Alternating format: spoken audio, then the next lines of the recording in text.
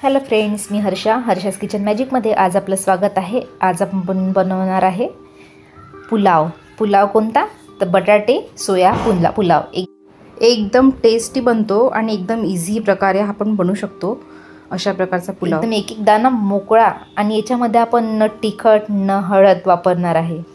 एकदम छान व्हाईट पुलाव तयार होणार आहे आणि इतका टेस्टी लागणार आहे की आपल्याला असं वाटणार नाही की तिखट टाकलं नाही हळद टाकली नाही। याच्यामध्ये एकदम छान आणि फ्लेवरफुल बनतो हा आणि एकदम दाना मोकळा पहा तुम्हाला व्हिडिओमध्ये दिसत असेल इतका टेस्टी बनतो ना। आणि काही आहे नाही घरात भाजी पोळी करायचा कंटाळा आला आहे तर हा पुलाव नक्की करून पहा। चला तर आपण याच्यासाठी लागणार आहे आपल्याला तांदूळ, सोया चंक्स, मिरच्या कट केलेला, टोमॅटो, कांदा, कस्तुरी मेथी, मसाले म्हणजे चक्री फूल अर्ध, 2 लवंग, अर्धा इंच कलमी, 1 मोठी विलायची, अद्रक लसूणचा पेस्ट आणि बासमती राईस 2 वाट्या धुवून घेतला आहे स्वच्छ छान।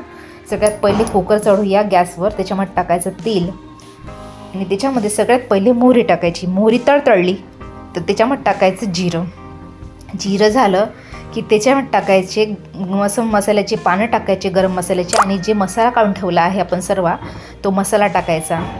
तो छान भाजू द्यायचा मसाला तेलामध्ये, त्यांनीच फ्लेवर छान येतो। समजा मसाला भाजला नाही तर आपल्या गळ्यामध्ये जळजळ होऊ शकते।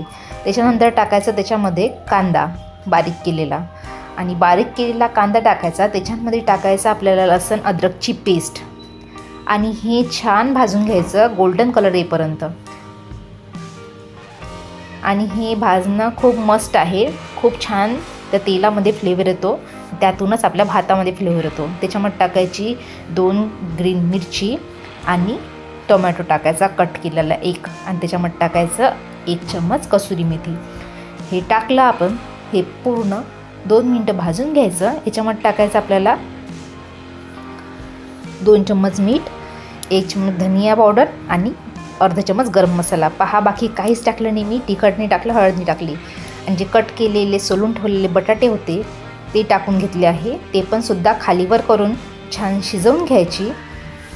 आणि एकदम छान, आणि सगळ्यात मेन जेव्हा बटाटे सोलून घेतो आणि कट करतो ना ते पाण्यामध्ये टाकायचे, नाही तर ते बटाटे काळे पडतात। आणि त्याच्यामध्ये टाकायचे सोया चंक्स, ते पण सुद्धा पाण्याने धुवून घ्यायचे आणि ते तेलामध्ये सर्व जिन्नस छान शिजून घ्यायचे, त्याच्यामध्ये फ्लेवर उतरू द्यायचा। आणि जे आपण भिजून घेतले नाही, फक्त धुवून ठेवले आहे बाजूनी तांदूळ, ते तांदूळ टाकले आहे।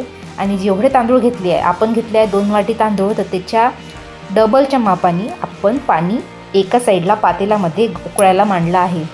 ते पाणी चांगलं उकळू द्यायचं आणि ते उकळतं पाणी या कुकरला लावायचं।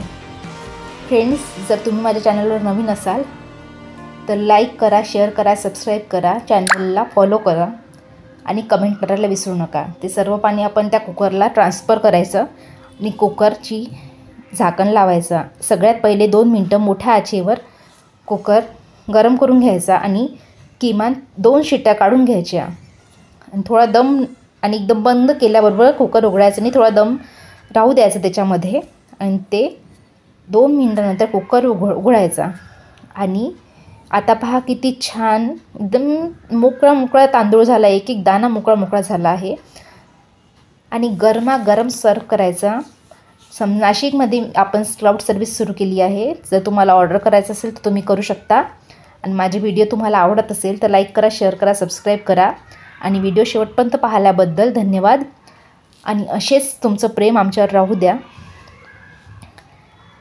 आणि आपल्या फ्रेंड्सला सुद्धा व्हिडिओ शेअर करा, कमेंट करा। व्हिडिओ शेवटपर्यंत पाहिल्याबद्दल धन्यवाद।